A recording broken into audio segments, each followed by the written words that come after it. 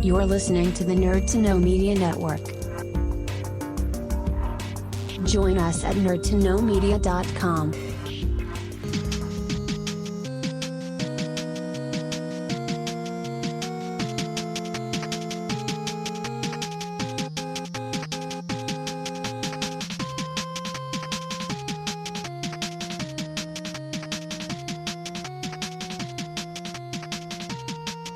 Hello and welcome to this week's edition of the Game Corner. As always, my name is Conor and I actually have two friends with me this week, which I think is a first for the Game Corner as far as interviewing two people at the same time.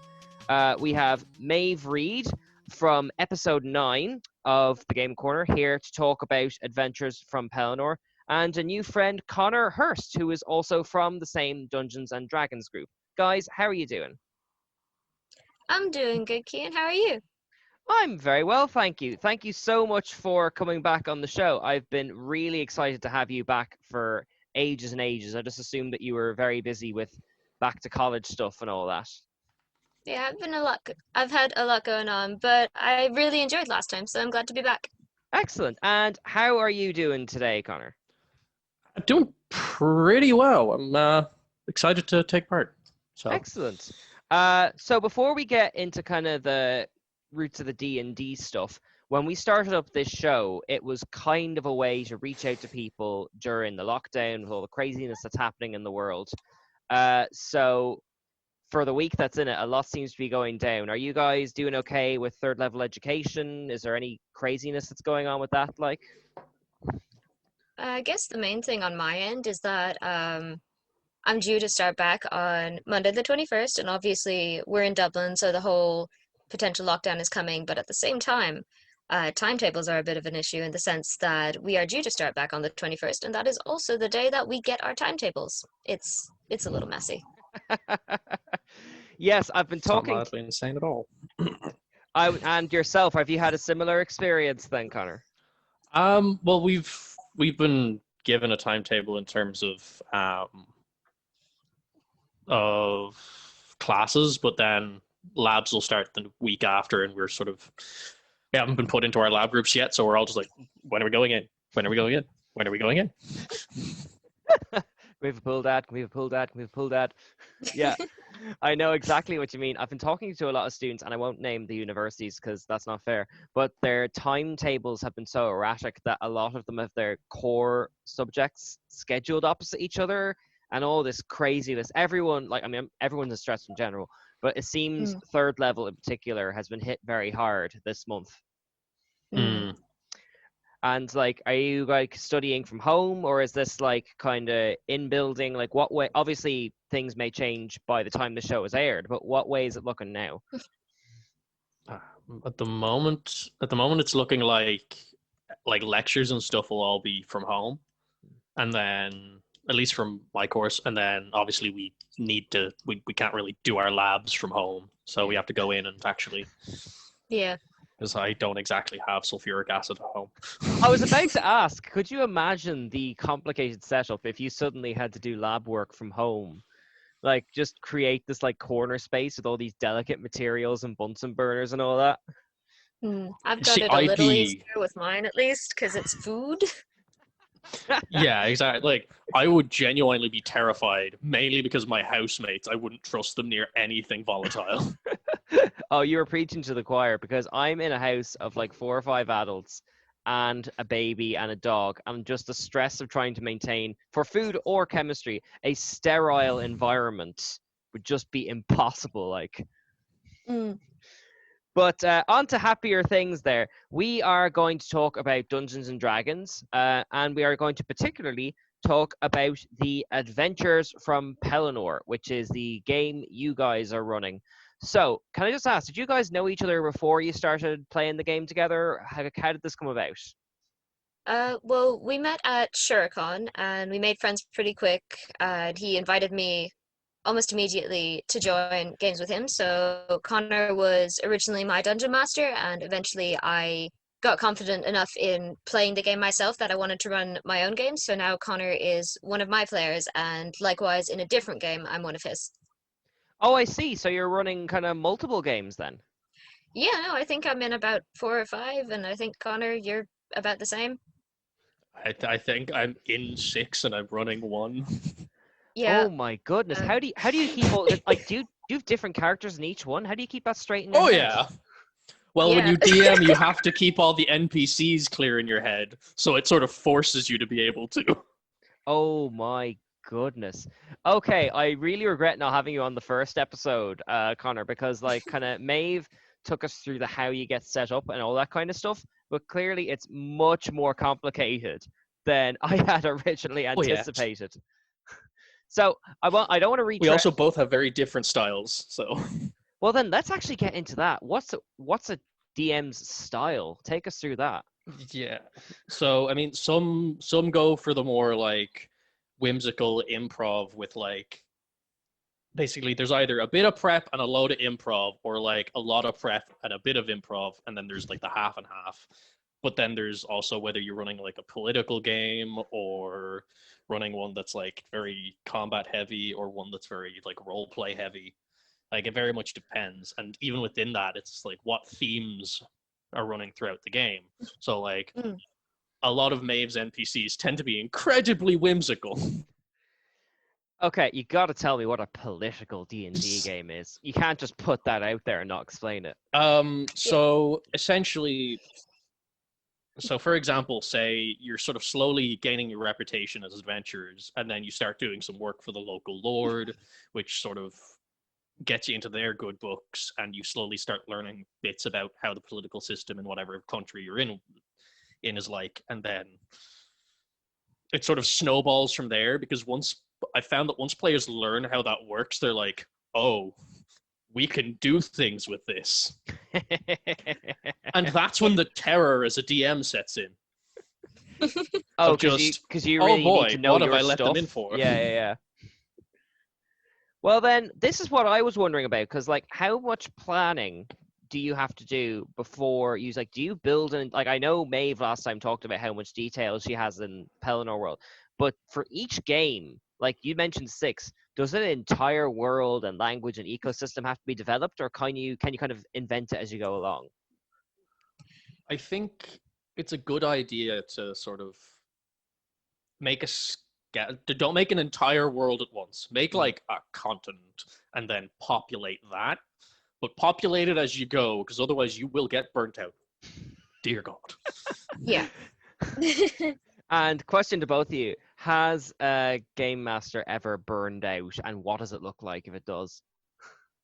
It looks like suddenly their mental health has gone down the toilet.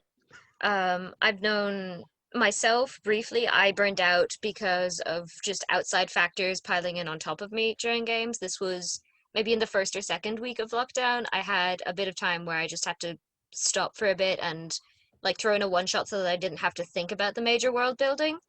But I've seen a couple game masters burn out in the sense that their mental health declines so horribly because they're putting everything they have into making this game and making it good enough. And they get this level of anxiety where if it isn't perfect, then they feel like they're disappointing everyone. And it's a game of people pleasing that you need to learn to step back every once in a while, go, no, this is what I can do well, and this is what I can do good. My players are enjoying themselves, and I don't need to hold myself to a godly standard to make a really good game. It's funny because now that you mention it in that context, it kind of sounds like being a showrunner on like Doctor Who or Game of Thrones or something like that. That kind of unique pressure, you know what I mean?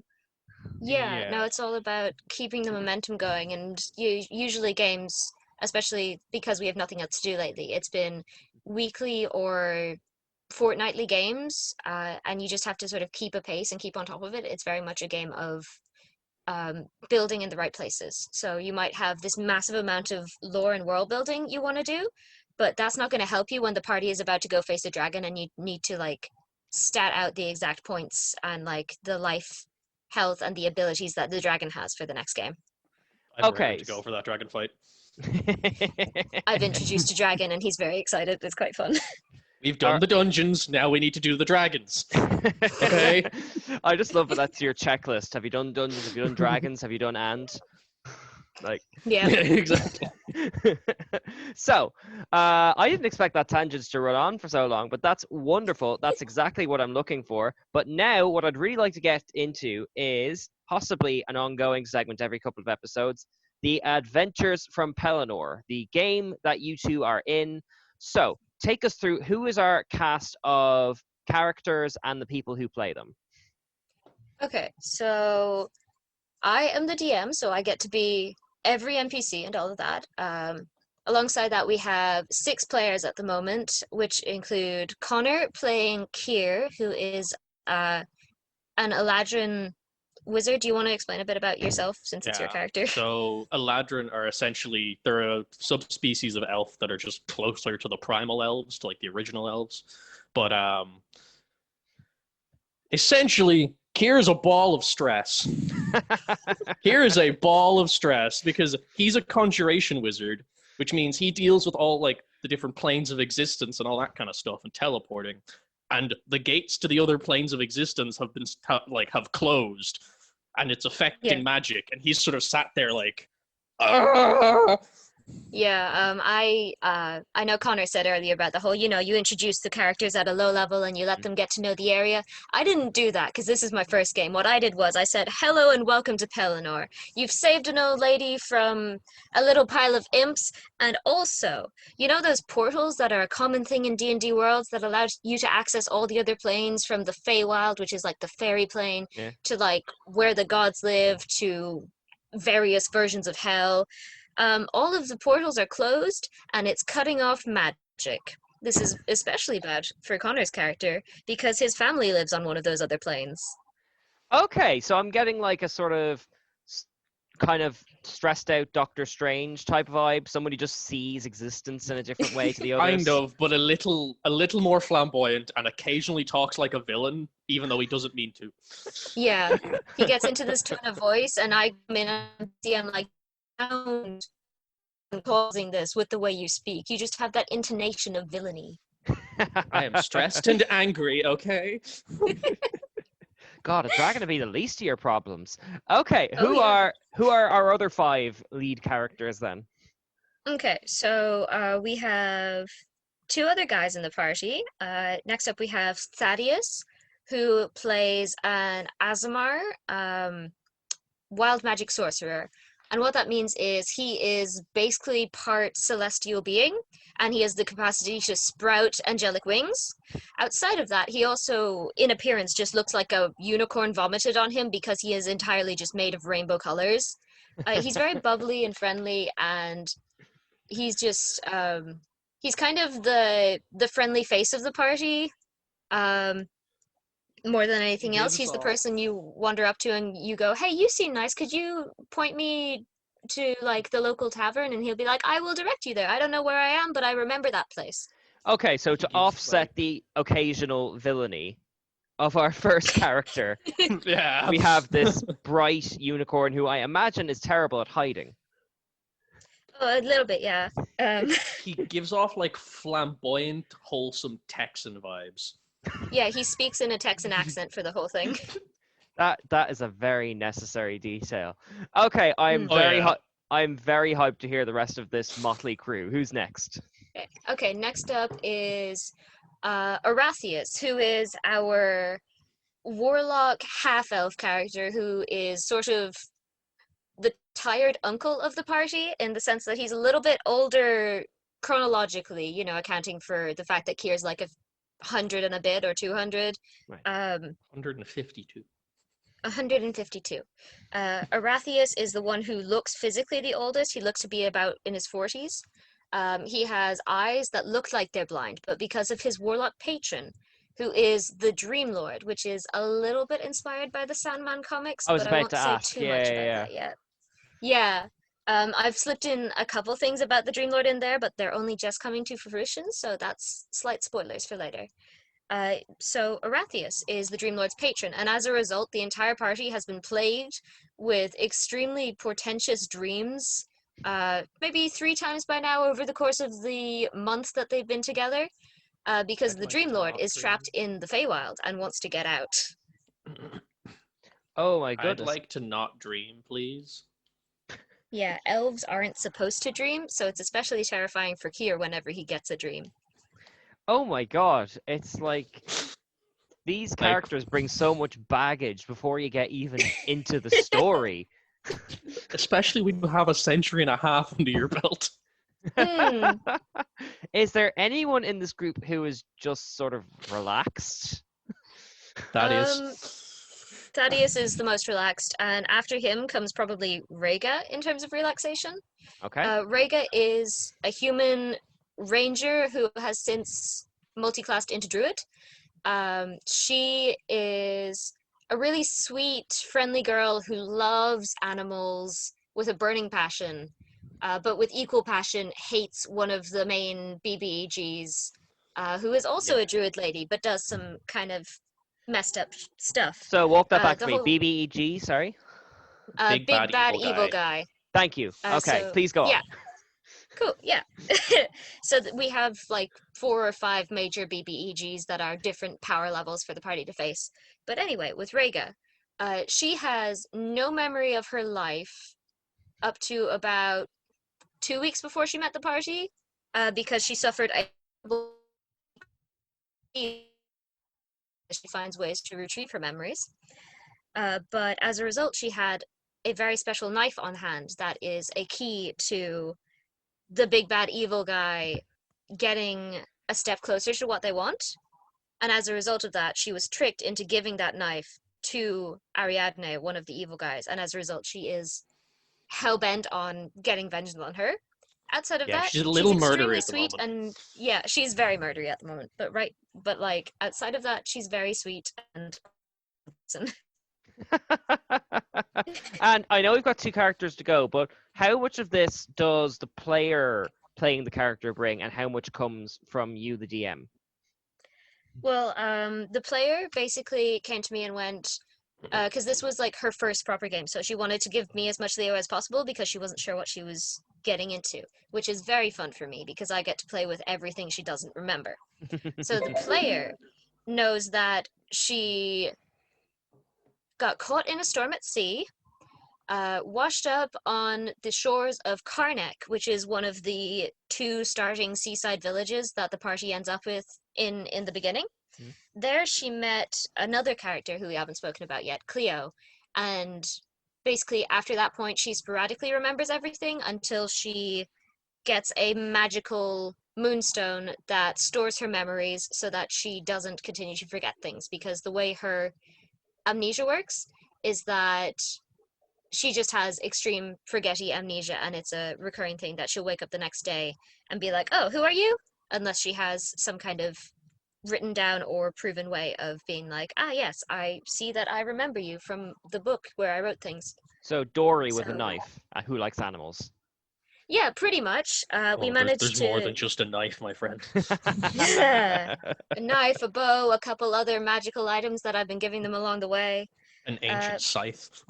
An ancient death scythe with the capacity to insta-kill, but it recharges every 100 years, and it got used on a Flump, which is a little floaty thing that looks a bit like a jellyfish octopus. And I was going to say, it doesn't sound overly impressive. I'm Yeah. so sad. Yeah, they're one of Connor's favorite creatures. It's wholesome. They feed on positive emotions. Oh my god. So your unicorn Texan chap must have been heartbroken. Yeah, it was actually his fault that Flump was there, because his wild magic does this thing where it will surge, and that just causes a random effect out of a list of 100 different possible effects, and one of the effects is a number of flumps just randomly appear. This is favorite line. My favorite line he's ever said in relation to that ability is, "If I turn into a sheep, kill me." Yeah. That specific one on the table has happened twice. He's been a sheep In twice. the same section. Yeah. I am writing that down for Facebook. Lovely. And who are our last 2 protagonists then? Okay, so the last 2 are Cleo and X. X is short for executioner, but I'll talk. Sounds friendly. Cleo is the rogue assassin, who is also the like King Arthur style heir to the throne who didn't know it until very recently. She has a curse upon her family that means that if she kills something, it can be a spider, it can be a wolf, it can be a person, doesn't matter. If she blow on something, she has the potential to go into a blood rage and just start killing everything in sight until she makes a saving throw to stop herself from doing it, or she is restrained. I've taken more damage from her than I have from anything else in the game. And You roll yes, a you all dice. stay together. Oh yes. It's reached Yeah, a it's point 'cause of she's like useful. reluctant codependence. Well, that sounds wholesome. Oh my god. Well, at least this episode's going to be very quotable. Lovely. And tell me something then. Like, how did all of these myriad of characters all come together in terms of the story? Well, it was for most of them it was all at once, and for X, the final character, it was a little while later because she was initially going to be a one-shot character, and then they just got on with her so well. I was like, you know what, I can handle another player, and she entered the fold. Oh, lovely. Yeah, we adopted her. She had Pretty problems. We much. have problems. Yeah. Yeah, they were going the same direction. Her problems were that she escaped from a cult that used her as an executioner with her friend and also a very small child. They're all tieflings, and there's a whole issue in the south of Pellinor with tieflings being a combination of subjugated and used for sport. So that's a whole Awful. thing that the party wants to deal with later, which they've dealt with a little bit thus far, because at one point X did get kidnapped. But And now the getting back to desert's the our friend. oh yeah, the desert is sentient. But getting back to the point, the way the characters first No, met. no. You don't get to just walk away from that. Why is the desert sentient? Reasons. I've made a lot of my own lore, partially because I like to trip up Conor specifically, who has read all the lore he can get his hands on, and I like to confuse him. Yeah.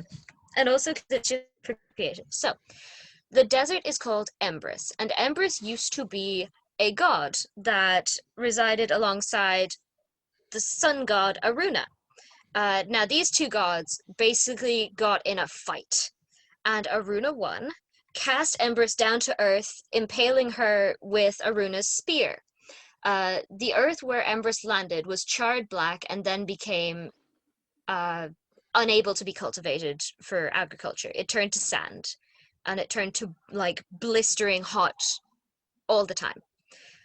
So Empress is basically an enraged god cast down to earth and trapped to the soil by a terrifying spear.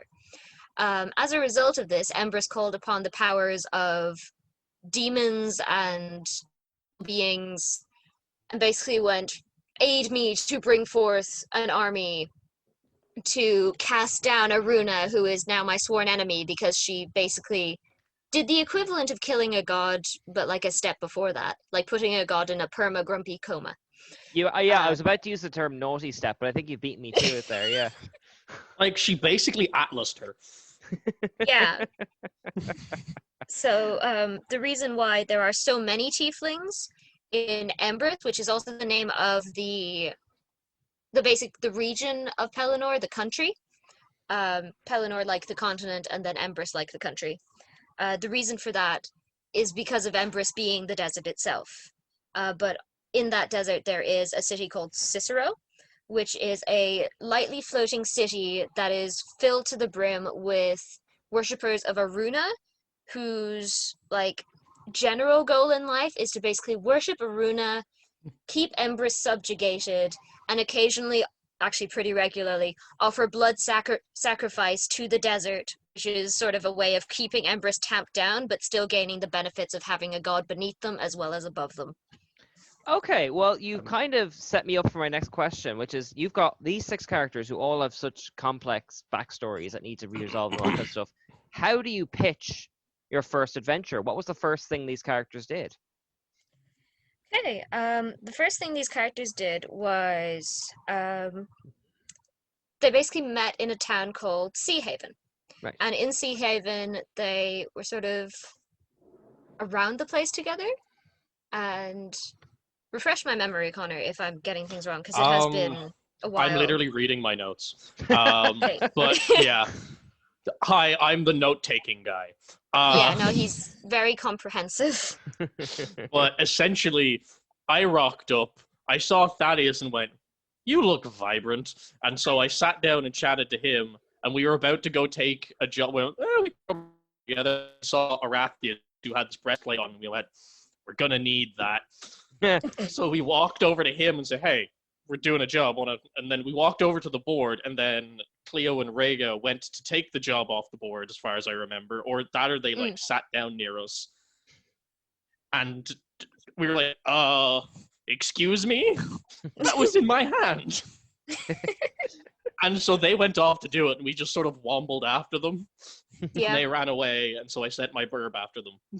Yeah, there's a recurring theme of the girls kind of going, we are the competent ones here, boys, and we are going to go do this job, and the boys being like, well, so are we. We're not idiots.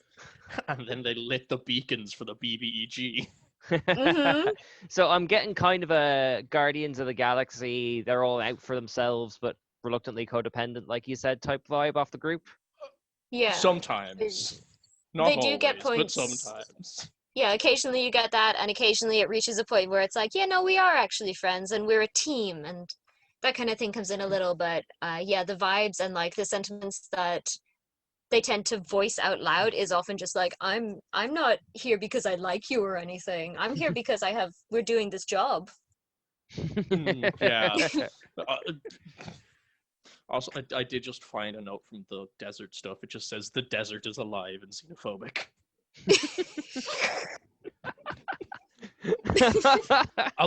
Followed by the phrase Thaddeus is subtweeting dead people. Don't know. Okay, well then, the question I'll put to both of you then is that you have characters, and by extension, I'm assuming players, who all have these big personalities. How do you kind of balance which way the plot goes and what kind of stories they get? Well, one of the key factors is the recurring trope of people getting kidnapped. Because you see, whenever a player can't make it, which for the first summer that we were playing this game, the character of Rhaegar, she was going away, so I needed a convenient way to be like, the story can continue even though you can't play. So I went, Rhaegar gets kidnapped in the forest by some got himself kidnapped. evil druids. Yeah, Rhaegar got kidnapped because, and Aratheus accidentally also got kidnapped.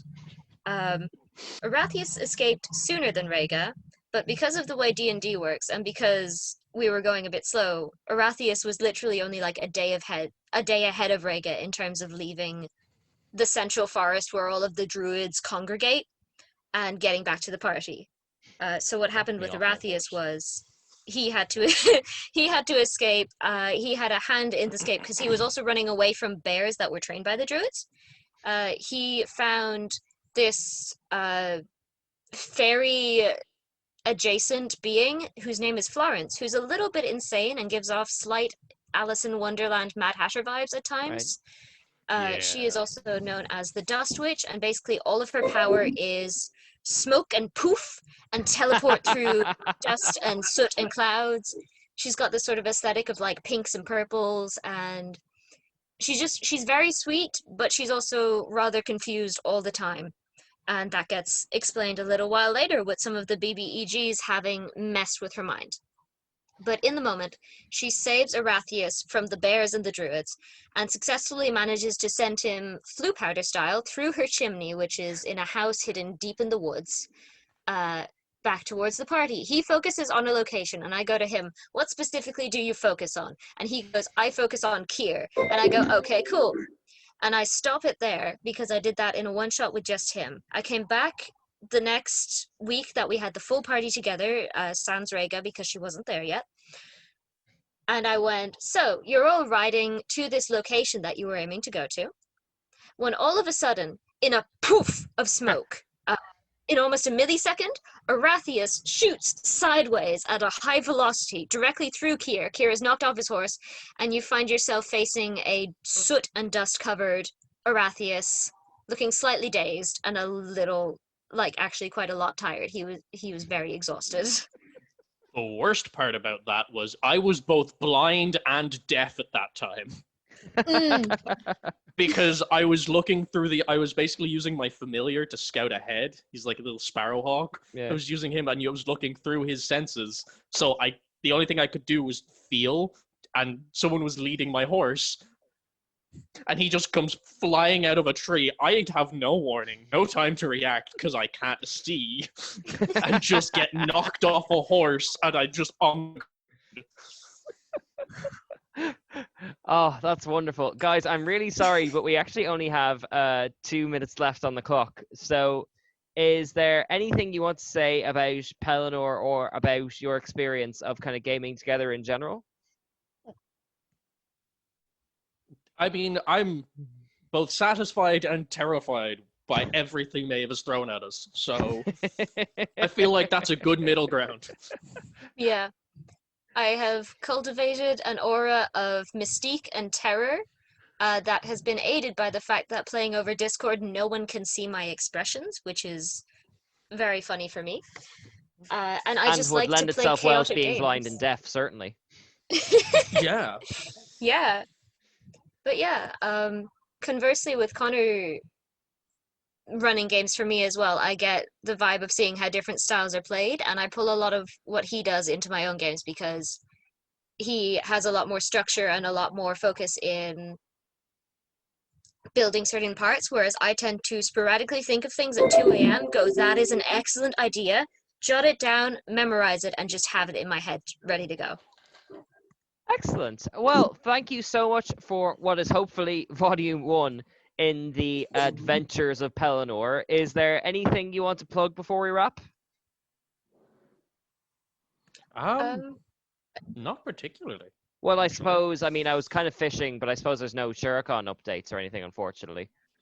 No, nothing as of yet. It's been radio silence until college starts back up proper, and then I'm fairly certain we're not going to be able to run Shurikon this year in February, but, you know, maybe no, we won't have time to plan it. If it happens, it'll be the year on 2022. Okay. And thank you so much for giving up your time, guys. If you want to do this again and bring another of your motley crew, you are more than welcome anytime you like. Thank Yeah, you. it was great. Excellent. Yeah.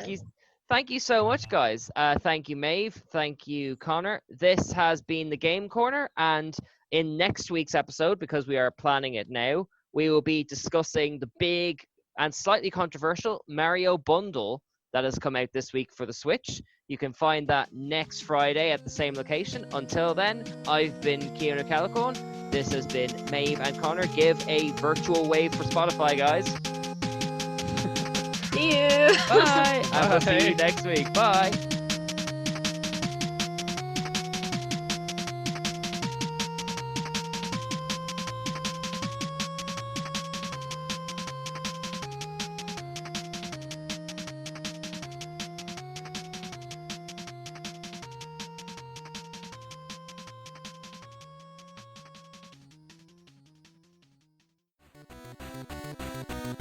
Thank you for listening to a Nerd to Know Media production.